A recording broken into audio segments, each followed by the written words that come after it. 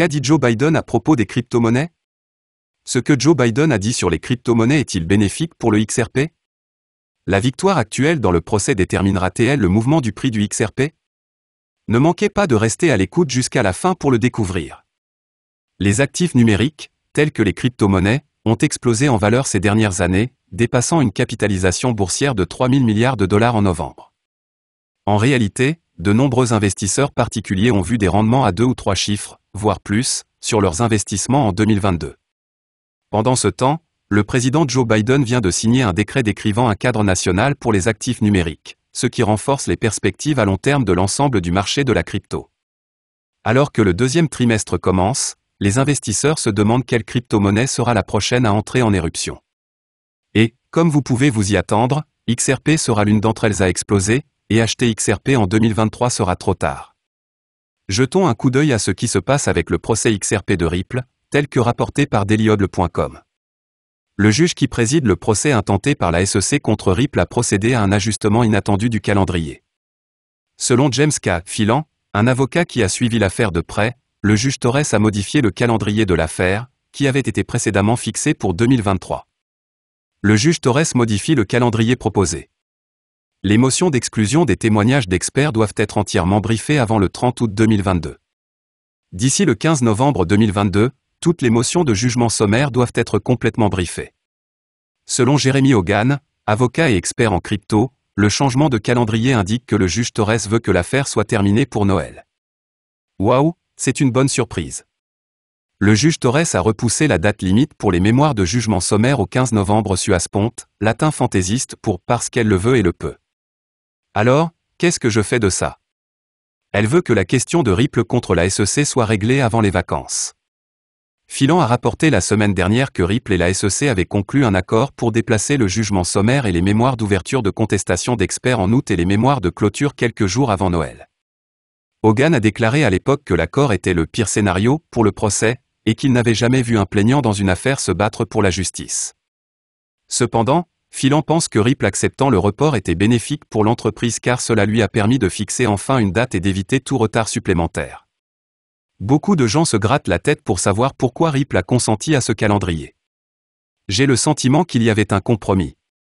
Si Ripple avait refusé, il y aurait eu d'autres désaccords sur le calendrier, ce qui, à notre avis, aurait fait perdre encore plus de temps, et Ripple aurait perdu la bataille si l'on en croit l'histoire. Le calendrier des requêtes se serait alors poursuivi bien au-delà de 2023. Ripple a pris une sage décision en verrouillant ce calendrier, à notre avis. XRP peut faire le pont entre deux monnaies plus rapidement, moins cher, plus évolutif et durable que tout autre actif numérique, écrit McAtaxRP dans un tweet. Par conséquent, si le XRP est largement utilisé, il peut devenir extrêmement précieux. Le Bitcoin est lent, l'Ethereum est cher, Solana est en baisse, et Cardano est encore à ses débuts. Il n'y a qu'un seul actif cryptographique qui est actuellement en parfait état de marche, XRP. Alors, ne vendez pas encore votre sac. Lorsqu'il s'agit des turbulences du marché cryptographique, nous pourrions être les derniers debout. En outre, dans un récent dépôt au nom de Ripple et de ses défendeurs, Matthews et Solomon critiquent les tactiques de retardement de la SEC tout en rejetant la demande de cette dernière de déposer des mémoires supplémentaires pour des raisons de privilège. La SEC avait demandé qu'un mémoire supplémentaire soit déposé à l'appui de ses affirmations selon lesquelles le privilège avocat-client protège les documents internes relatifs à l'ancien agent de la SEC William Inman. La SEC veut déposer ce qu'elle appelle une réponse, mais ce serait au moins le 6e dépôt de la SEC en réponse aux défendeurs, note Ripple. Il poursuit en disant que la SEC a eu suffisamment de temps pour énoncer et justifier ses nombreuses affirmations de privilège à ce stade.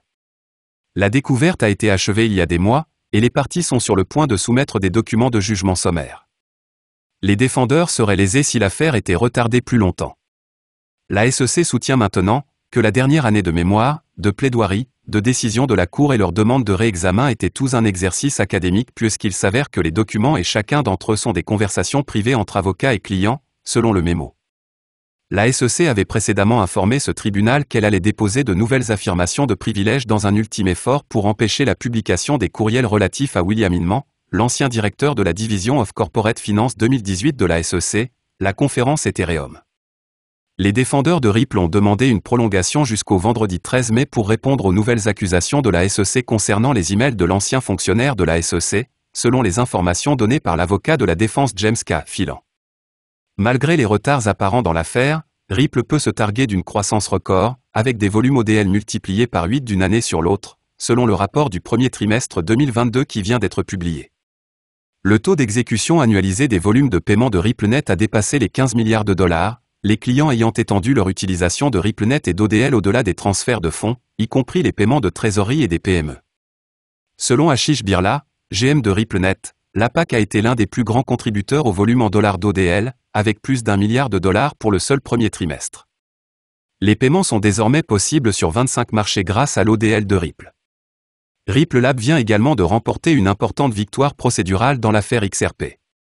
Pour la deuxième fois, elle a convaincu le juge Sarah Nedburn de rejeter la demande de la SEC d'omettre les déclarations de William Inman au tribunal. Les commentaires de Inman, qui contredisent l'argument de la SEC, avaient déjà été jugés admissibles par le juge Nedburn. La SEC a cherché sans succès à la persuader de changer sa décision précédente. Ce n'est pas la première victoire procédurale de Ripple Lab dans le litige avec la SEC. L'entreprise a également remporté des dépositions et a été autorisée à utiliser l'argument de la notification équitable qu'elle avait prévu d'utiliser. Il semble que les choses aillent dans le sens de Ripple. Le prix du XRP n'a pas été modifié de manière significative à la suite de ces victoires. Le jeton de Ripple Lab est toujours en baisse pour l'année, et après le triomphe procédural le plus récent de Ripple, il a pris une nouvelle jambe vers le bas. L'une des raisons probables de la baisse du XRP est que le marché cryptographique dans son ensemble est en déclin. Le Bitcoin a connu un modeste effondrement la semaine dernière, chutant de 4,4% du mardi matin au vendredi après-midi. Les crypto-monnaies étant si étroitement liées, il n'est pas étonnant que le XRP suive la même tendance que le Bitcoin et l'Ethereum. Il appartient à la même classe d'actifs que ces jetons, et tous sont très volatiles. Le fait que le litige avec la SEC soit toujours en cours pourrait également empêcher la croissance de XRP. Bien que les choses semblent aller en faveur de Ripple Lab, cela ne garantit pas qu'il gagnera. Ripple pourrait recevoir le témoignage de Inman au tribunal, ainsi que le témoignage du juge qui a déterminé que l'Ethereum n'est pas une valeur mobilière, et toutes les dépositions qu'il souhaite, et pourtant perdre un procès avec jury. Sur la base de ces décisions lors des audiences préliminaires au procès jusqu'à présent, la juge Nedburn semble favorable à Ripple Lab, mais cela n'aura aucune importance si l'affaire passe devant un jury. De plus, les choix de Nedburn ne sont pas toujours une garantie d'une issue favorable. Peut-être souhaitait-elle simplement qu'un maximum de preuves soit admissible au procès afin de s'assurer que tous les arguments possibles soient entendus équitablement. Si c'est le cas, tous les verdicts en faveur de Ripple ne garantiront pas la victoire de Ripple. Ripple Lab et XRP ont connu leur meilleure année en 2022. Les choses ont évolué à une vitesse folle, grâce au procès, à l'adoption de RippleNet par les grandes banques et à la formidable volatilité des crypto-monnaies dans laquelle XRP a été pris. Enfin, personne ne peut prédire où ira XRP à partir de maintenant. Une éventuelle victoire dans le litige semblerait être un plus, car elle permettrait à Ripple Lab de conserver ses ressources et de se concentrer sur la création de XRP. Aimez et abonnez-vous.